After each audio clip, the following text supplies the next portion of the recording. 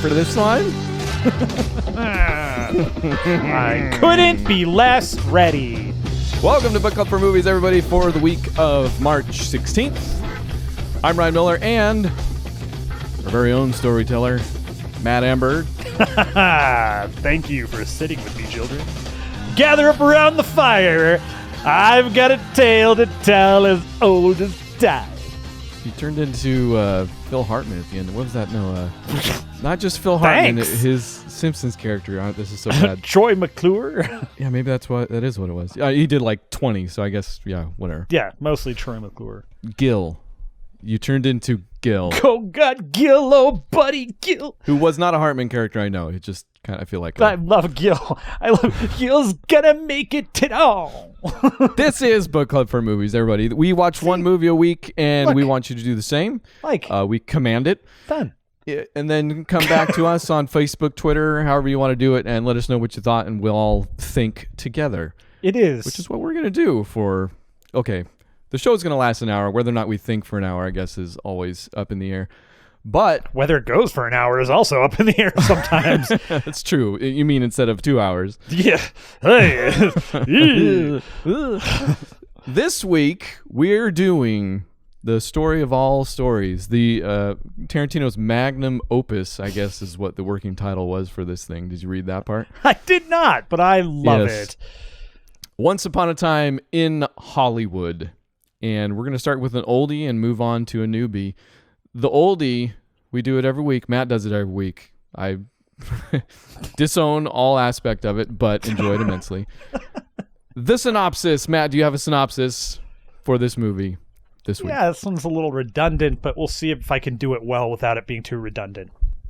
Once Upon a Time in Hollywood, coming at you 2 hours and 40 minutes, written and directed by Quentin Tarantino, starring Leo, Brad Pitt, Margot Robbie, Dakota Fanning, and Al Pacino? Here is your Book Club for Movies synopsis for Once Upon a Time. ... There's a lot of dots in this. Hollywood. Dude, one of the listeners is going to find out what you just said in Morse code. It's going to be really, it's going to say, be bad, I am being tortured. Please help me. Oh, I thought it was going to be like really racist or something. Whoa, why would I go there? I am being tortured now. Because it was accidental. You not. Yes, I would. A washed-up Western TV star from the 50s spends his time lamenting his fading fame to his best friend / stunt double as Hollywood changes around him with young and up-and-coming actors and provocateurs like his new neighbors, Roman Polanski and Sharon Tate, by Quentin Tarantino. That was an amazing synopsis, actually. That was really good. Yeah, thanks. I'm glad you heard every word. You really hung on each syllable. I'm not even joking. I thought it was very good. I only hope what I do next can follow it up. So the new thing I had in mind, right, and we kind of hinted at this last time, and this is maybe the slow evolution of Book Club for Movies 2.0 around here. We stopped doing 0 hit points. The last show is still out there. All the shows are still out there, in fact. Check it out. Don't threaten people. It's given us a little bit more time with this show. It's given me a little bit more... I still haven't played a game on my Xbox since December, so I'm still taking some time off. I'm kind of enjoying... That's crazy. Yeah. Enjoying the movies, getting through my movie backlog, trading backlogs. That's what we're doing. Yeah, it's like that movie with Dan Aykroyd, Trading Backlogs, and Eddie Murphy. Hey, I'd watch it. And part of that is that with these shows, I also now am getting the time I need and have wanted to go through and read up on the history of a lot of these movies we're doing, especially since we do older movies more often than not. This week, not an older movie. So there is nothing to look up on it. Man, I could still be going, let me tell you. In any event, all of the events. At the beginning of these shows, I want to dig into the movie a little bit more thoroughly. All right. Well, thoroughly, I will tell you that I'm glad that I watched Inglourious Bastards recently. Yeah. Yes, I kind of wish I had. I know I hinted at possibly watching Kill Bill finally, but I didn't get to do any of that. It was just funny to go, oh yeah, there's a throwback to that, and yeah, that was just one of those how he always has stuff that ties into all the movies, and It's been a long time since I've seen Inglourious Bastards, but I feel like this has more DNA in common with that movie than. And I've missed his most recent stuff. I haven't seen Hateful Eight. I haven't seen. No, we'll get into it. Okay. Once Upon a Time in Hollywood did have the working title of magnum opus by Tarantino for at least some part of its production. And that should be telling, if not everything else about this thing. All right. I think why I still might stutter around all this is because I went into the movie knowing nothing about it. And in fact, knowing very little about the time period that it's referencing. Film school doesn't spend, or mine at least didn't spend a whole ton of time on the 70s. This movie references a lot of that. So I did have to read up on even just history, but I had none of that going into this film. And I'm kind of torn on whether or not to tell somebody to read up before or after on this. Well, Beth went into it without knowing. Okay. She had no idea what it was about. And she didn't figure it out until she figured it out within probably the first 15 minutes of it. It's one of the early scenes when they're going to Rick's house. And she was like, it's about Polanski and Sharon Tate. Right. So the moment Sharon Tate shows up in the movie. And this is that. This is before she shows up in the movie. It's when he's going home. He's going somewhere and she recognizes the road that he's on. Huh. So I don't even know or didn't know much about Sharon Tate other than, in fact, you want to go down the rabbit hole here. There's a Screeching Weasel song that mentions Sharon Tate. Sure. And at some point my parents heard it. And it's in poor taste, you might say, what is said, considering what did actually happen. And my parents kind of loosely informed me about what that was referencing and like what happened with Sharon Tate. And I was like, oh, and that's kind of been the extent of my knowledge for years concerning all that. So sure. The moment she showed up in the film, I then thought, oh, okay, maybe I kind of know what's going on here. I did not know what was going on there at all, both because I didn't know the history, but also because I just couldn't have guessed where Tarantino was going with the thing.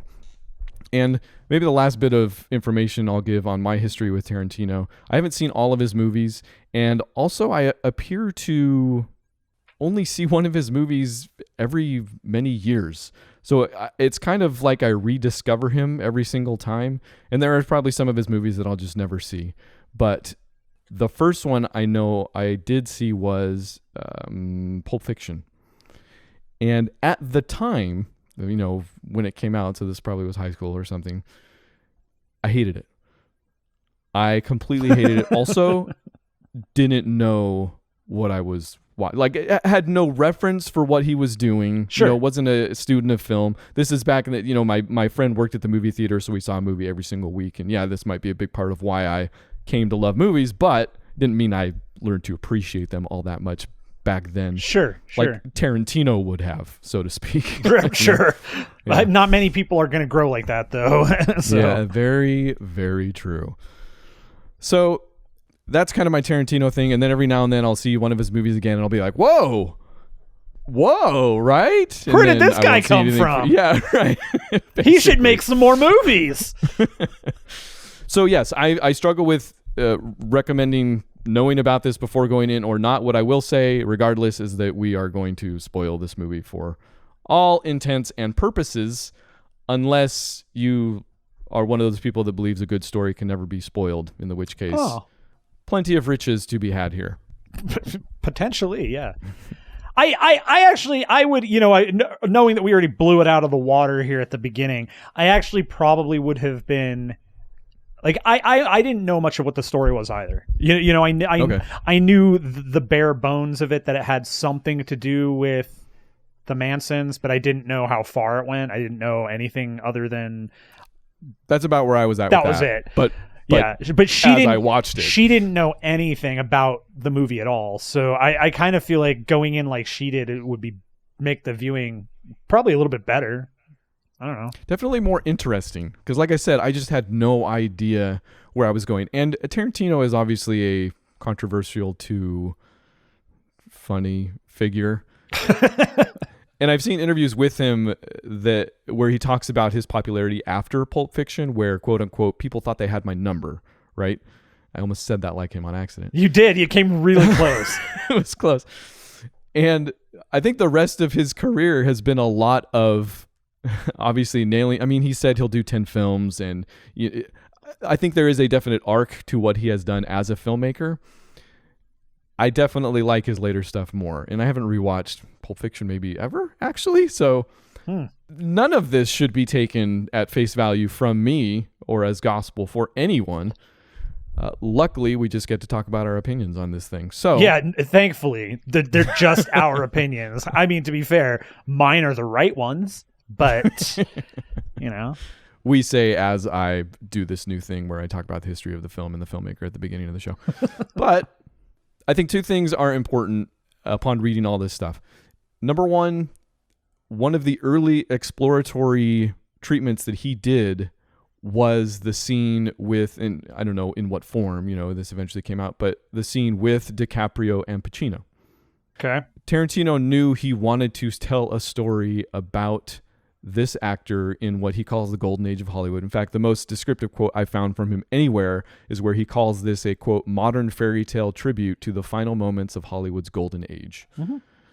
Also, I think it tells you a lot about Tarantino himself.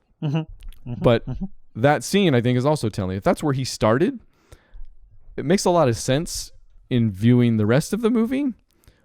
Although I do think it turned into something else entirely along the way. Yes, I definitely agree with the feeling that you're saying. Okay.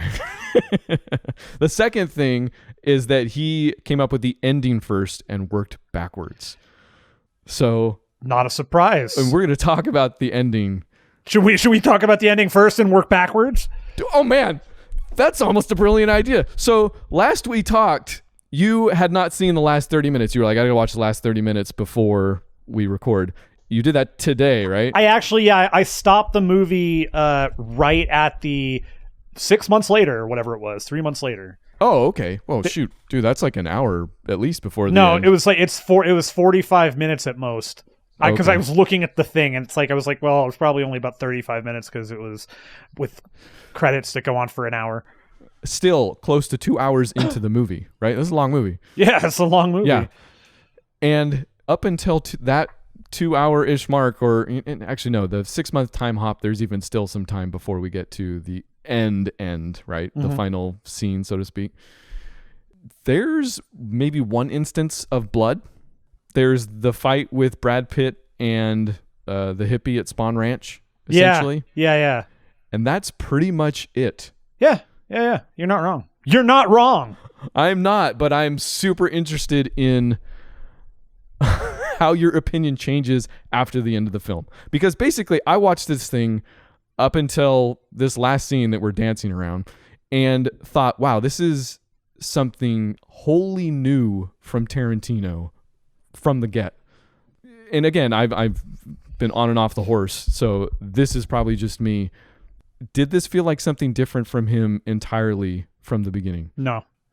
Okay. I don't think it did. I think this felt very in line with anything. If this is a movie that to me, I you know what I think it is I honestly think as he goes on, I think his movies stay very much the same. It's just the star power continues to grow, and you have like two of the biggest stars of all time in this movie, and like on screen the entire movie is one of two of the biggest stars in history. And I know I say this every time, but two of your least favorite biggest stars in history. I wouldn't. Brad Pitt's not one of my least favorite. I'm just not like I'm on board with the guy. I think he's fine, and I actually think that like I after watching Inglourious Bastards and this, I actually think Tarantino may get something out of him that nobody else really does, and somebody pulled this quote, and I think I talked about this last time, and I do not remember where the quote is from, and I keep forgetting to look it up. But it is the most perfect quote for Brad Pitt, that he is a character actor caught in a leading man's body. He is a way better character actor, supporting actor than he is as a leading man, in my opinion. Yeah, I mean, I've enjoyed him more in that role. That's what I'm saying. Like, I think he's better in that role. I think I personally, he seems like the kind of guy that, like, it's exactly that. He's a character actor in a leading actor's body. You know, he looks like the guy that you want to be on the front of the poster, but at the same time, he seems like the kind of guy that has way more fun playing that secondary supporting off character, you know? Well, I mean, that's something you'll hear from a lot of actors a lot of the time, I feel like, you know. And Brad Pitt is, I mean, if it's instructive at all, he was up against Tom Cruise for this part. Which would have been a terrible choice. Oh, yeah. There is nothing good that thanks. comes from that. Nothing I'm good. Sorry. That is one where I legitimately cannot see how that would be good, no matter who wrote the story, no matter what it is. It's just that is not going to come off well for me. But I think that tells you something about Brad Pitt, right? And I agree with you. I think that you're seeing the same thing, is that, yeah, he gets attached to a movie and it changes the movie. And I feel like for the rest of the show, I'm actually going to talk about Ad Astra a little bit. I feel like that's something that absolutely happened with that movie. I need to watch that. Yeah. Do you? Well, so, but yeah, so Brad Pitt gets attached to this thing, and Brad, Leo, and Margot Robbie, I believe, all took pay cuts to work with Tarantino. That's where he's at nowadays, right? Leo doesn't surprise me, though, because he's already worked with him. Sure. Margot Robbie had worked with Leo on Wolf of Wall Street, so it would make sense that he'd be like, yeah, you should come do this. And then on top of that, Margot Robbie is going to be like, oh yeah, I get to work with Tarantino. Brad Pitt also has worked with Tarantino before, so I don't know that this is we'll take a pay cut because it seems like a good idea, or we'll take a pay cut because it's Quentin Tarantino. It's going to be good. You know, it's one of those like... Yeah, no, that's what I meant. Okay, yeah. It's the feeling I get anyways. It's more of I feel like they would do it just because it's Tarantino, not because it was a great script. Like, it could be a great script from somebody else, and they would have been like, I'll still do it, but pay me my scale. Whereas with Tarantino, they're like, yeah, don't pay us anything. We'll just do it. That's what I'm trying to get across. I got you. No, I think we're on the same page. We're not. Okay, sorry. And we're going to constantly get away from anything I'm trying to say, but I think the reason why I felt like it was something different, something I hadn't seen from him before, except for Inglourious Bastards, which is why I wanted to go back and watch it, because I remember parts of Inglourious Bastards kind of doing the same thing. But I feel like this movie luxuriates more than any of his other films I've seen. Right? The one note that I have for this movie is it's the first thing that popped up, like Tarantino at his most decadent. Yeah, right? That's the one thing that I had. Like, the entire movie, I'm just sitting here like, this is Tarantino trying to give you a sweet tooth with his version of candy. It's a love letter. I think that informs a lot of what he did. I think it luxuriates. I think it's decadent because there's, number one, it looks beautiful, period. Amazing. Maybe one of his best looking movies. If not the best. For me, anyways. And he did that, and this is one of the reasons I thought you would love it. Number one, it's, 69, early 70s. Did we ever get into the early 70s? I don't know if we actually make that. No, that's right, because the murders happen in 69? Yeah, they happen. It's 70s adjacent, so I thought you'd be into it. But also lovingly recreated without any CGI. Did you read up on the lengths they went to recreate the golden age of Hollywood? No, that's pretty cool though. Okay. One of the funny things that you are going to mention, or maybe not mention, I don't know, but there's that scene with Pacino at Musso and Frank's. Right. So the scene pops up where they walk in. It's the very that shot as they're in the restaurant. It doesn't show them walking in. They're just in the restaurant. They're sitting at the bar. They haven't talked to Pacino yet. It's just the two of them. Beth has been there one time, and she went, "Hey, we've been there. We ate there once." And then the camera flashes over to where I think it was Brad Pitt, and I go, "Yeah, we sat in that corner right there." That's great. Pretty funny. It took months of collaboration with the city, planners, business owners, set decorators, construction crews. That scene at Musso, and that's kind of big scale stuff. That scene at Musso and Frank's, the owners brought out the original plates to film at the Pussycat Theater, and the production designer is Barbara Ling doing all this. They got rid of all the LED signage and redid all of the iconic logo in the neon. The Taco Bell was pretty cool. Everything. Like they did another shot at Larry Edmunds' bookshop, and where they reproduced the original storefront sign. And just because there was an opposing shot, oh, I'm sorry, no, this was they did do that, but at the Bruin and Fox Village Theaters, which I've been to a couple times, it's right below UCLA when I take my son to his doctor's appointments there. Below me. I know this is no big deal for a ton of people, but no, it's always novel. You see it in a movie and you're like, I've been there. I go there. Look at pictures. But since there's a shot of across the street of Stan's Donuts, they gave that a complete makeover to be period appropriate. Just all the stuff they did to make this movie look as good as it does paid off in every respect. Yeah, for real. I mean, I looked at a whole bunch of it and I was like, man, that's a lot of CGI, but they really went for it. Knowing that was all real, like, especially because there's really that one big shot towards the end where like it's going through all the different, like as the city is lighting up and all the billboards are coming on and all the, like, that was just really cool. And knowing that was all real is even cooler. There was one shot, the Van Nuys Drive-In, I believe, which doesn't exist anymore, that they did. They did a different drive-in, and the shot as it crests the sign is all models, I guess, after that. But everything else, like they found the original poster artist for a lot of the spaghetti westerns, had him do some for when Rick Dalton does his stint down there. They had Tom Richmond create a new cover of TV Guide, the Mad Magazine artist. Yeah. Who's probably still working for Mad Magazine, actually. Everybody does. Spawn Ranch recreated in exact detail. And this is one of my favorites. The 1959 Ford Galaxy driven by the Manson family is a detailed replica of the car used in the Tate LaBianca murders. The car coordinator, Stephen Butcher, actually found the actual car. But when he told and showed Tarantino, they both agreed that would be, quote, a little too creepy. Yeah, so we're just going to go ahead and make the car a second. Come on, get over it, man. What is that? You're going to haunt you? I love it, though. I think that's instructive, too, because a lot of this does deal with sensitive issues. And since we're going there are two things in this movie that still kind of irk me or are irksome in the watching of it. Okay. And problematic because of Tarantino and his very style. One of them is Brad Pitt's character, Cliff Booth, who is a stuntman for Leonardo DiCaprio's character, Rick Dalton. And we find out relatively early on that he's suspected of killing his wife, and probably did, according to the movie. Like, they don't show it.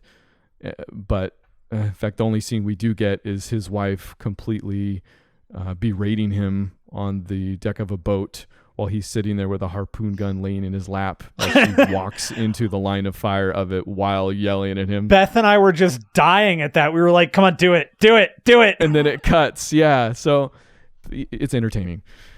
But then we kind of root for him as a character, and the movie itself definitely thinks he's cool. And I guess at best, this is Tarantino having a conversation with the bad parts of the quote-unquote golden age of Hollywood here. But I don't know. There's no real solution to that. And at the end, Cliff Booth... It's a non-thing. It's a piece of story that goes nowhere. Like, it's used... In the moments that we get it, it's used to inform the Kurt Russell scenes with Zoe Bell. Like, that's it. It's all to get him fired. Like, that's... Well, it's to inform his character, too. Sure, but it comes up... The only thing that we ever get out of it... The only thing I can even tangentially get to is that we find out that he's a great fighter. He's really good at fighting. Well, I mean, okay, he's a stunt double. You kind of imagine that as a stunt double, he's probably pretty good at fighting. I don't know that it's relevant at any other point in the movie. Like, it does. No. I agree. I don't know that it's relevant, but it makes him problematic, which makes the entire film problematic because we're meant to root for him. Well, take any movie where anybody's killed anybody. You know, I don't know. It's, to me, that's. I guess I see what you're saying. I just don't see. I don't know. Okay. It's definitely, there's an argument there, so I don't think it's so set in stone or, yes, absolutely. I can tell you this. I would not ever argue that particular thing because it's completely not worth my time. like it is such a part of the movie. And if you're going to make it that big of part of a movie, okay, well, I mean, you decided to do that. It literally comes up one time. It's brought up DiCaprio mentions it once. It's brought up again with the Zoe Bell thing specifically where Kurt Russell says, don't say it. We won't bring you near my wife. Right. And that's it. And then it's done. Then it's never mentioned again. It's never brought up. It's never, there's no. Okay. I guess speaking more generally, because the other thing it deals with that could be sensitive are the Tate LaBianca murders, or I guess just the Tate murders, even though it doesn't technically deal with that. Okay. So maybe this is where we get into, I feel like we were headed towards the ending at some point. Why don't we just also the fact the inglorious bastardization of the movie? You mean? Okay, that's pretty good. Sorry, the inglorious bastardization of history. Okay, that's what it would be. All right, yeah. So that was the other thing that took me off guard when I was watching this, because as I began to recognize characters and character names, I began to think, oh, okay, so he's just telling us the story of this time in Hollywood. But that wasn't it. And I believe he did this, and I've since forgot, in Inglourious Basterds as well. Like, that's an alternate history, right? That completely. Yes. Okay. 200%. I mean, look, as much as we'd all love to believe that a couple of really nasty Jews somehow were able to get into a French cinema house while the entire hierarchy of the Third Reich was watching some movie that was going to be the biggest thing out of, and they blew it all up. Like, yes.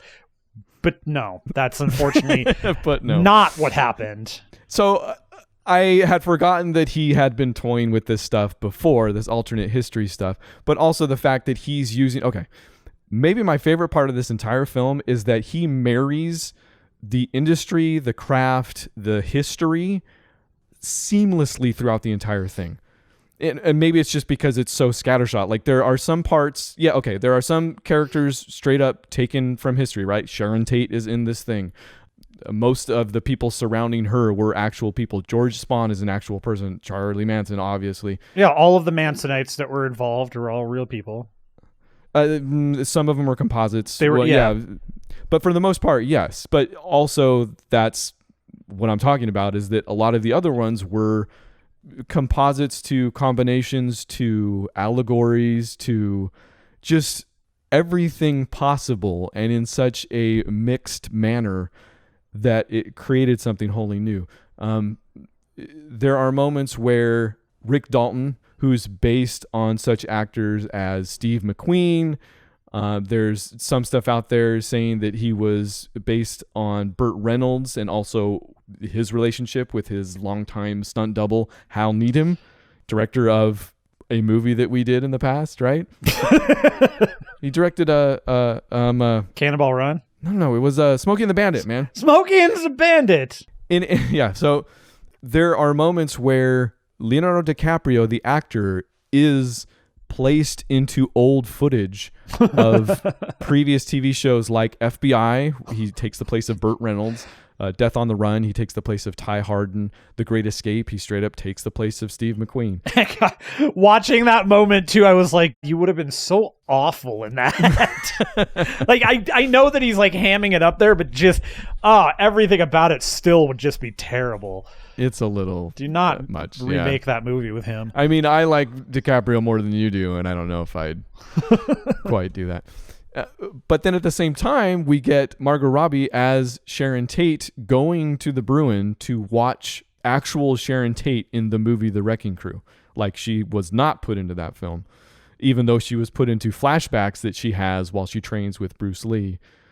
It's just all throughout this thing, he mix and matches stuff like that. And I loved it. It was super entertaining.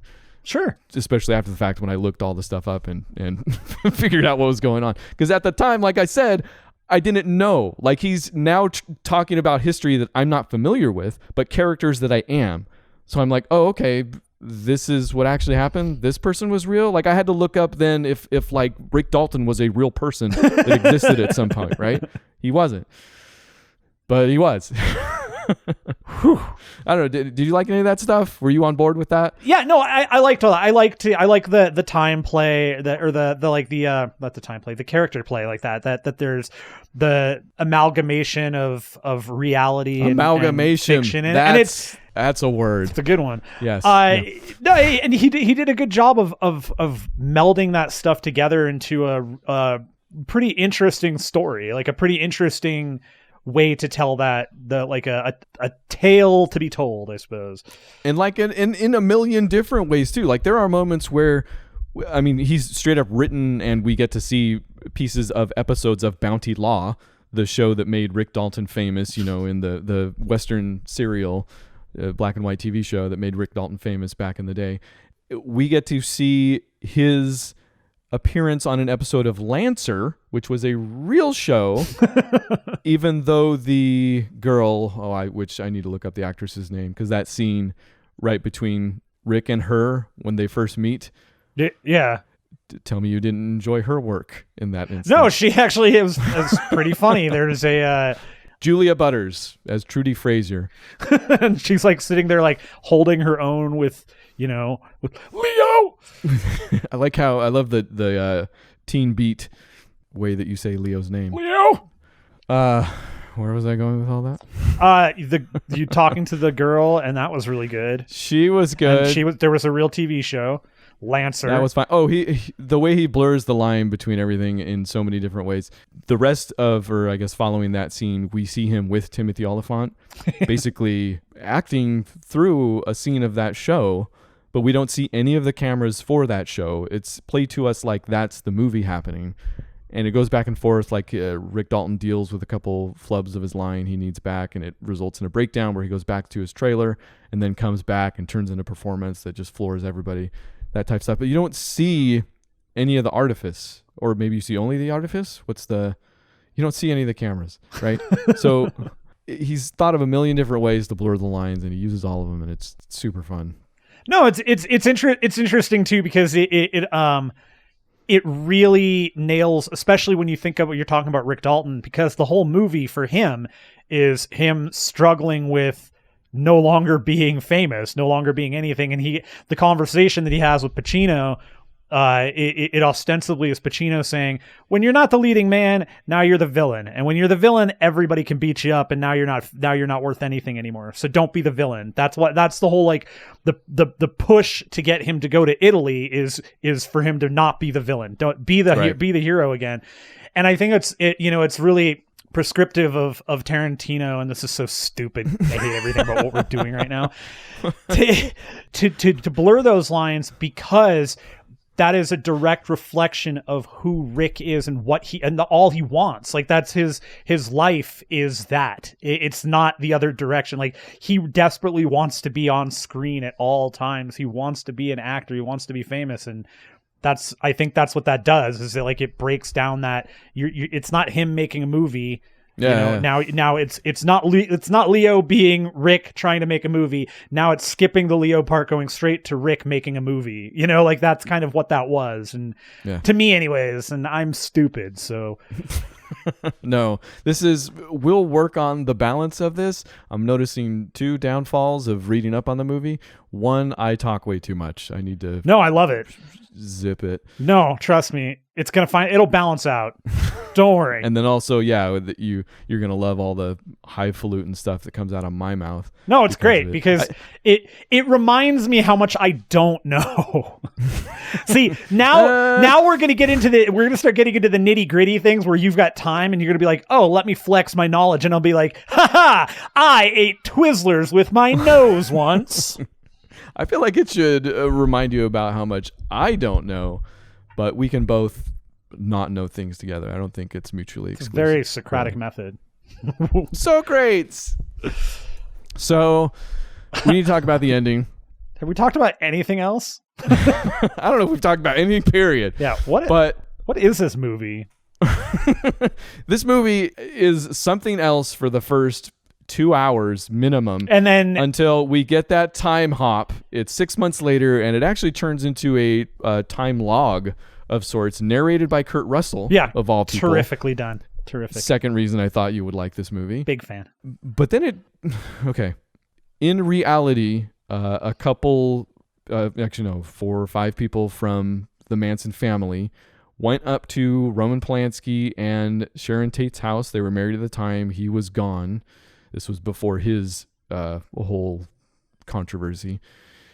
And the Manson family people went up there, murdered 4 to 5 people. I'm sorry, I even read up on it, but brutally. Like, don't even read up on it. Actually, I would say at this point. Keeping in mind, one of the things that was like a huge part of it was the fact that Sharon Tate was pregnant at the time, and 8.5 months pregnant. Yeah, they didn't it wasn't just killing her. They went pretty ham. They went pretty ham. So that's reality. In this movie, they drive up to the Tate residence and are interrupted by Rick Dalton, who comes out to yell at them for their loud car and everything else. And this is kind of after he's regained his confidence after that acting, and he's been to. I guess this is shortly after They had literally just gotten back from Italy. Because they had gotten back, they came home. They had gotten tanked at the Mexican restaurant.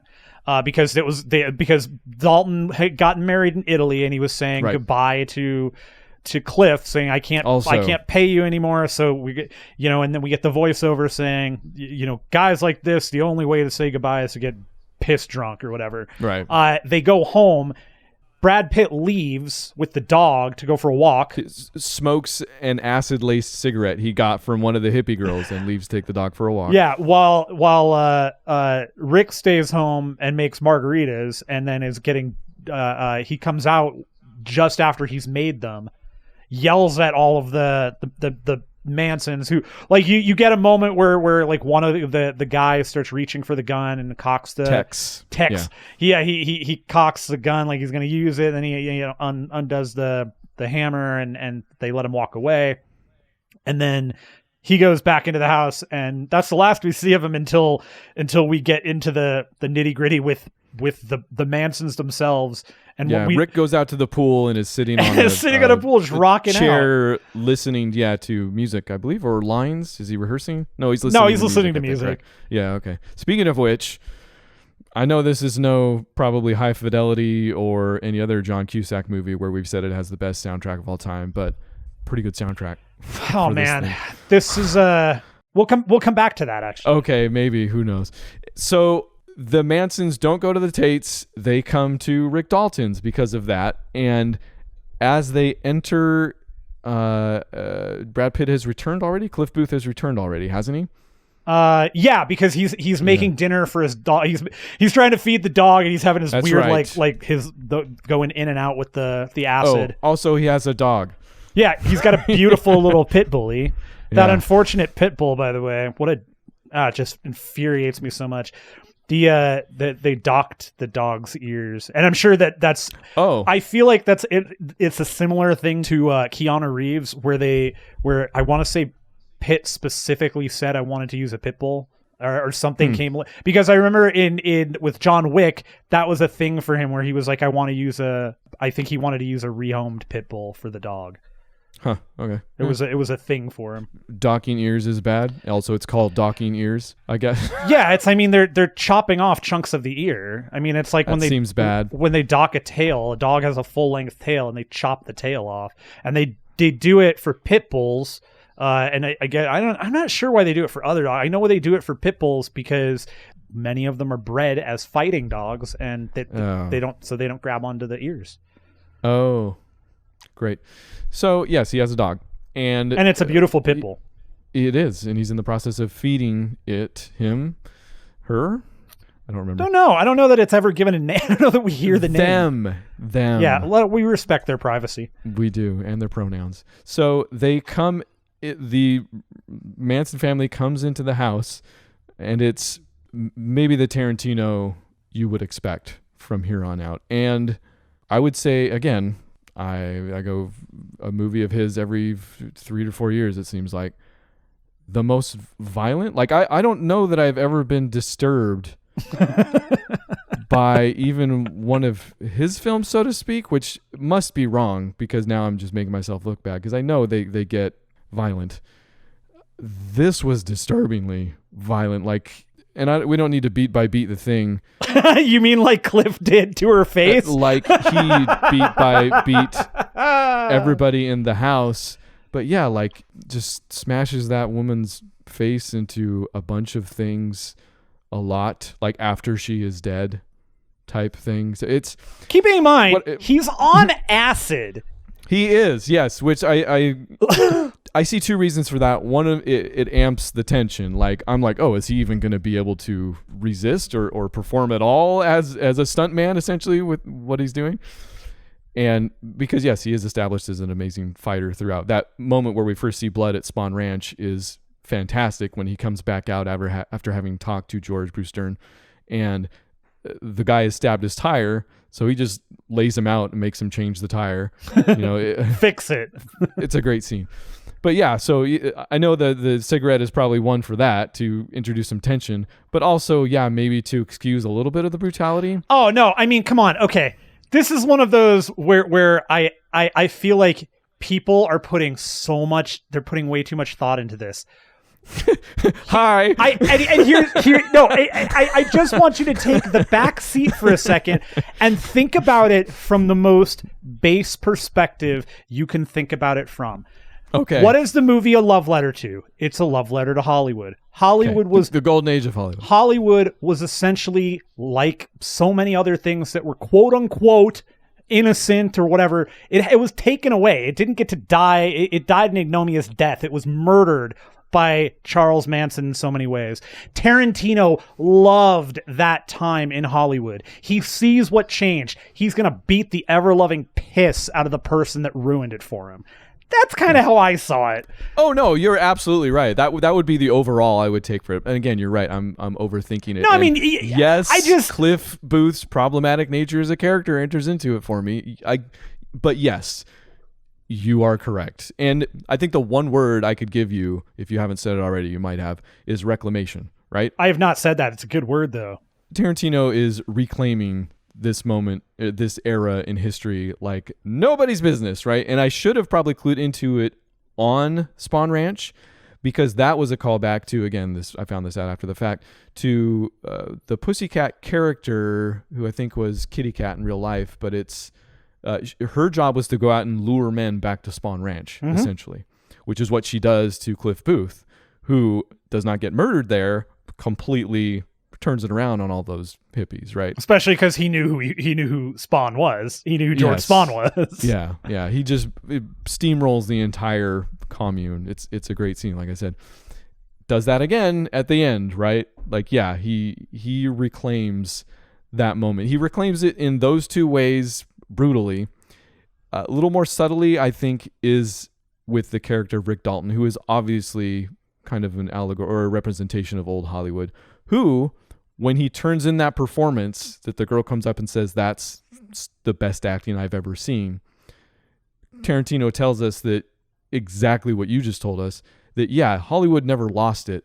It was taken from them, right? Rick Dalton goes out on a high note. And at the very, very end, after all those brutal murders of the murderers, is invited into Sharon Tate's house by Sharon Tate, by the lovely, bright, bubbly Sharon Tate. You know, no, and what's the by the way, what is the absolute best part of that? It's the fact that in the movie, the star is the one who gets invited in, not the stuntman. The stuntman goes to the hospital.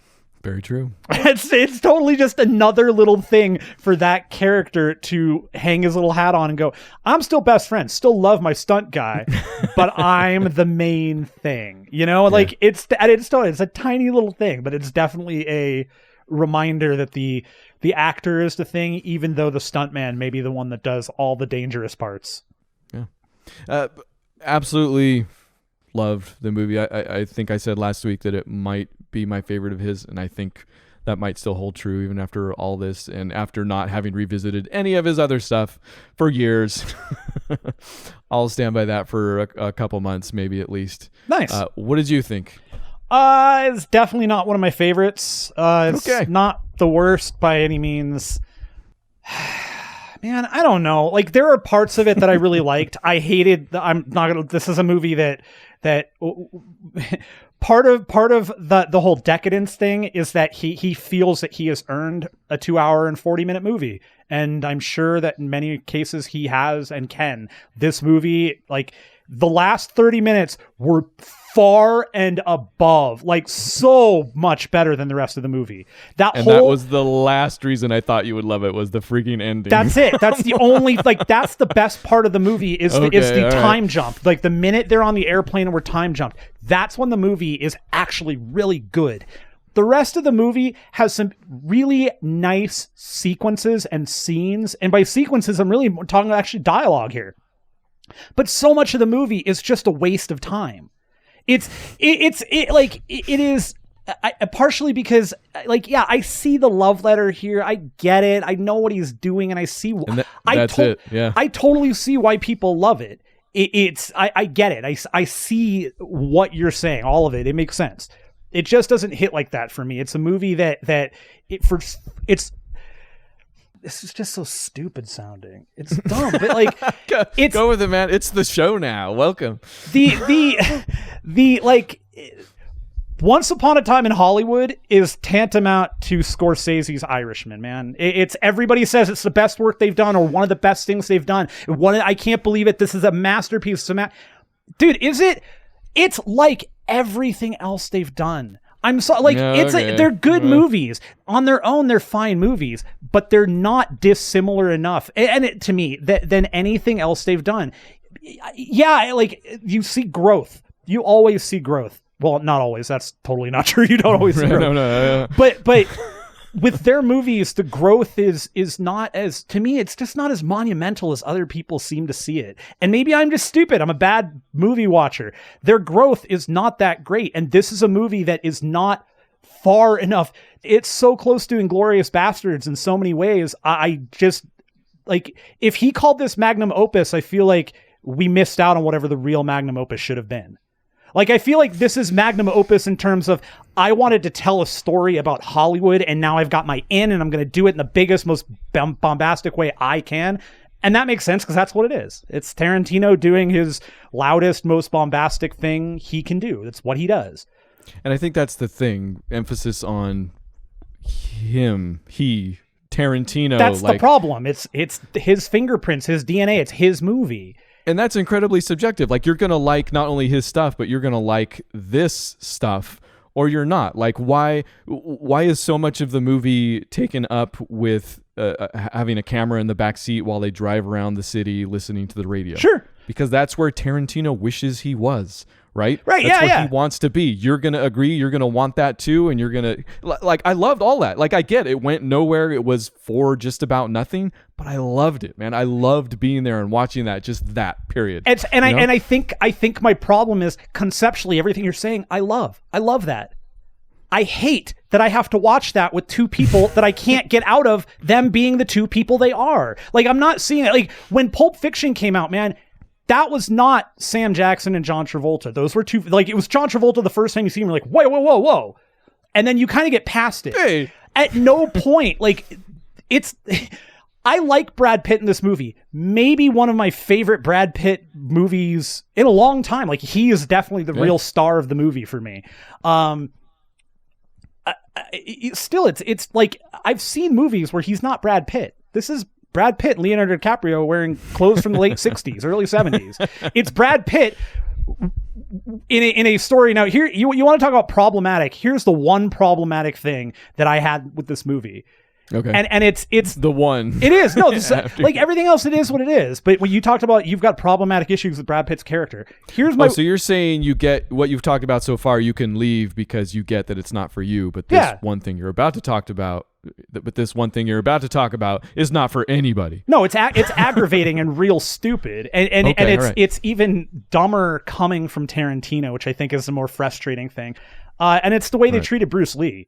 Oh, yeah. And I know his whole family was pissed about it, because that's not at all. Nothing he says is like anything you could have ever read Bruce Lee saying. Like, period. The fact that the guy was like he was being aggressive and that was never Bruce Lee, like, at any point. And then the fact that, like, I get it. You got to set up the ending, so you got to make it like, okay, if Cliff can beat Bruce Lee, nobody else can beat him. Well, that whole scene also is just like it's a flashback that he has while he's working on Rick Dalton's antenna, like of the roof of his right, house. and it's I'm sure it's the flashback of this is what it should have been like or what it could have. But it's one of those, like, you're not given that in any respect other than him thinking back to it, and it's like it's definitely not treated fully. And yes, I believe the majority of stuff out there treats Bruce or paints Bruce in a better light, but one of the people that reveres him is Tarantino himself. So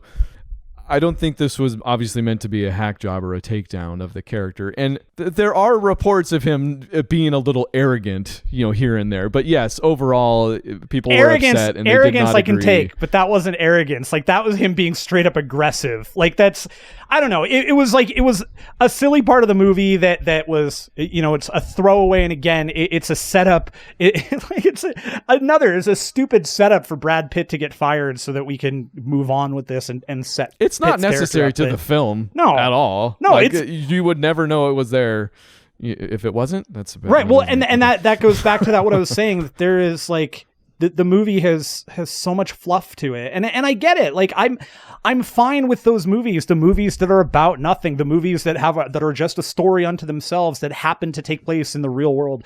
Like, it's cool. All of this whole concept sounds great to me. Again, I wish Tarantino had all the money he had, but didn't have the name he has. Like, I wish he was able to cast or wanted to cast not people like that. I think it would be wanted to cast. And he people love it. He's happy with it. That's cool. I love it for him. I'm happy for everybody. The movie is fine. It's not a bad movie. I just don't. It's definitely not in the top 3 of his for me. Not even top 5. But I'm gonna rewatch some. But again, stuff this is to be fair, this is a dumb conversation, anyways. Because when it comes to Tarantino, I'm still pro Death Proof, and everybody hates that freaking movie except me. Yeah, I don't get. No, I mean, I'm with you. Like, I don't get the hate for that movie, but whatever. Yeah, I don't know. Whatever, man. This is Tarantino, like I said, at his most decadent. He has all the money in the world. He has all the stuff you said at the beginning is a perfect example of how much excess the guy has. He has that much swagger that he can change LA back to the late 60s. And that's not a bad thing. He's good at what he does. His dialogue is still really sharp. His visuals are great. He knows, like, you can see it drips with his intensity and his love for film. Like, it's all over the place. No question about it. I just don't care. Tarantino, like, always going to be interesting. I'm always going to watch the movies, but especially when I make you. But no, I mean, we were going to watch it anyway, so I'm glad I watched it. And again, I like it. It's not something I'll I don't like Django Unchained very much either, but I still have rewatched a bunch of times. And this is one that I'm kind of thinking maybe on a second or third rewatch, I'll go, you know what? Kind of like Inglourious Bastards. I didn't like that the first time I watched it. Second time, I was like, oh, you know what? I actually really did like that. This might just need another watch for me. I can tell you that not knowing what it was really about, the fact that I'm sitting there watching this movie and I'm constantly kind of looking at the clock going, is anything doing here?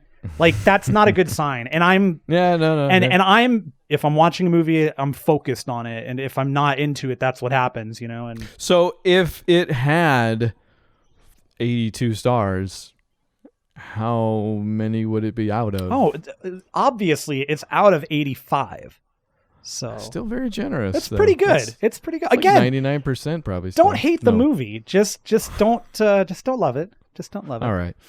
Hey, we've got to do another one of these. It turns out now. No. We can save it for next week. Okay. Have you thought about what you want to do? No. I wouldn't be so brave as to suggest 3 movies in a row. Okay, go ahead and brave me up. What do you got? No, I'm serious. I mean, I've got a movie I was going to talk about in the rest of the show, but I was going to preface it with, I won't talk about this if you want to do a show about it at any point. No, I'm super excited. What is it? Marriage Story? Oh, all right, cool. You watch Marriage Story? I'll totally watch it. Yeah. You sure? Do you not want me to? I feel bad. I feel like I've never suggested so many movies and forced you to watch them. Are you kidding me? Ever.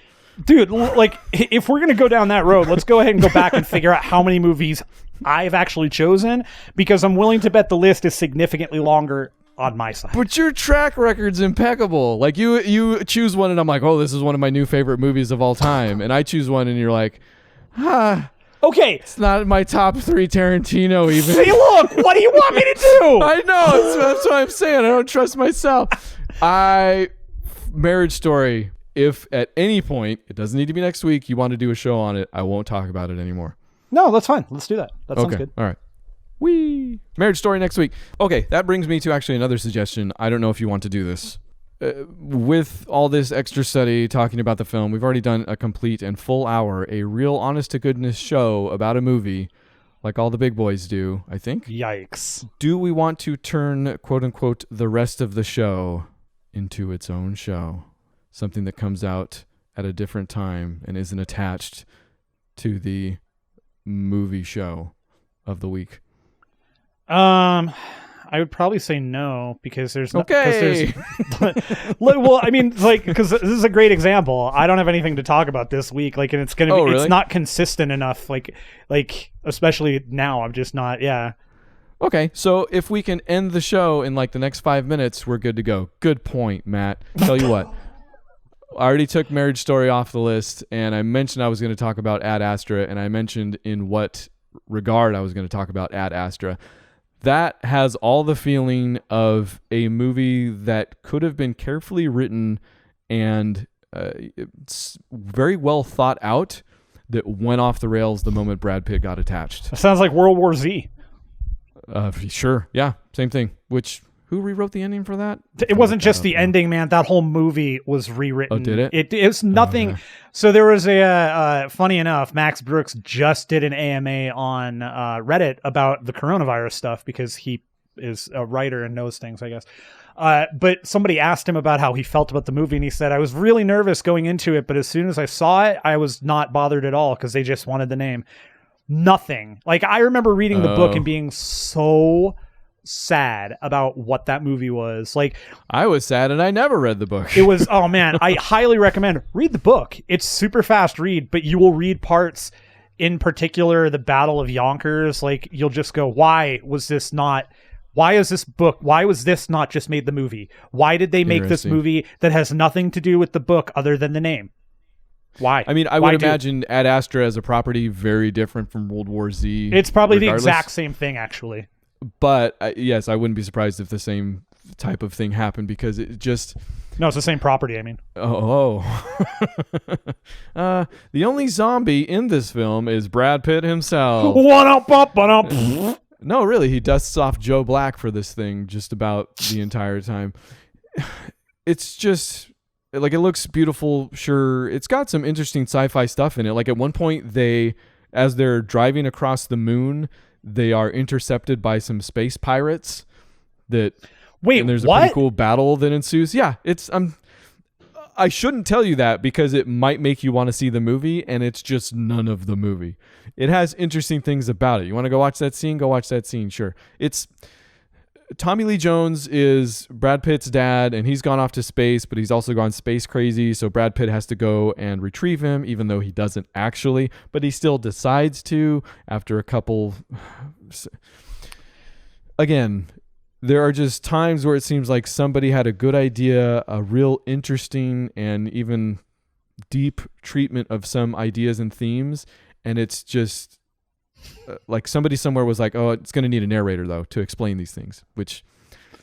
Oh, that old chestnut. Yeah. So there's a bad narration throughout the whole thing. The audience is too stupid. You know, I don't dislike narration, but I do dislike narration that totally treats the audience like an idiot. It just adds nothing. In fact, it takes away from this thing. There's plot holes that surface probably because of it. Like, you then know so much. Like, they're just going to nuke the station where Tommy Lee Jones is at because it's causing a lot of problems throughout the galaxy. But Brad Pitt needs to deliver the nuke, although I guess he wants to retrieve his dad. It doesn't... It sounds like this is like this decade's version of Armageddon. That's more apt than anything so far. It's like, what if Armageddon? Armageddon! That's enough. Come on, let's get out there and get us some oil. I found gold in these there. Subtitle for the film: Ad Astra, which means to the stars. Instead, should have said, "What if Armageddon?" And so that's Book Club for Movies. Look, we did it under an hour. I'm sure, right? Probably. There's a lot of dead air here and there that's got to get cleaned up. Thanks for hanging out again this week. We're going to do Marriage Story next week. I'm very excited. This week we're going to do Marriage Story next week. That's what you just said. Did I say that? This week we're going to do Marriage Story next week. I think you're right. It's on Netflix, so we can find it anytime. That's true. Thank you for saying that. You can find us on Twitter and Facebook, and still bookclub4movies.com. Like, subscribe, and thumbs up. Share it. Hey, love you. Bye. Bye.